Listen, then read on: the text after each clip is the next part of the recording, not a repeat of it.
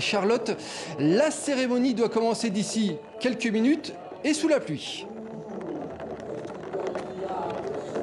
Oui, vous pouvez peut-être d'ailleurs l'entendre derrière moi, la musique a déjà commencé ici. On attend l'ensemble de la classe politique italienne. Il devrait arriver d'une minute à l'autre sur ce nouveau pont de Gênes, un pont baptisé San Giorgio, du nom de l'un des saints patrons de la ville. Et c'est un symbole ici de résilience, bien évidemment, mais aussi de performance, puisque ce pont, je vous le rappelle, il a été construit en l'espace d'un an seulement. Et c'est à cela que devrait faire écho dans son discours Giuseppe Conte, le président du Conseil italien, qui doit prendre la parole vers 18h30. Puis ce sera le moment de l'inauguration au tour du président italien Sergio Mattarella, qui aura le privilège d'inaugurer le pont en le traversant pour la toute première fois en voiture. Et point d'orgue de la cérémonie, enfin, la patrouille acrobatique italienne doit survoler le viaduc. Une cérémonie qui reste malgré tout très politique, puisqu'ici au sommet du pont, seule la presse a répondu présente. Les familles des victimes ainsi que les riverains ont refusé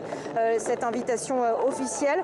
Tous ont refusé de participer à ce spectacle, ce sont leurs mots. Il est fort alors que ce nouveau pont a été reconstruit, je vous le rappelle, sur les ruines d'une tragédie, celle de l'écroulement du pont Morandi. Pour les autorités, au contraire, il s'agissait de tourner la page au plus vite après cette tragédie. Pour vous donner une idée aussi, la ville s'est séparée pendant 2 ans d'un axe très stratégique. En perdant cette route qui reliait l'autoroute, eh bien, la ville de Gênes perdait 6 millions d'euros par jour depuis 2 ans. Cette route, c'est la porte d'entrée vers toute l'Italie, mais aussi vers le port de la ville, le plus grand port d'Italie. La circulation, elle, devra rouvrir mercredi officiellement.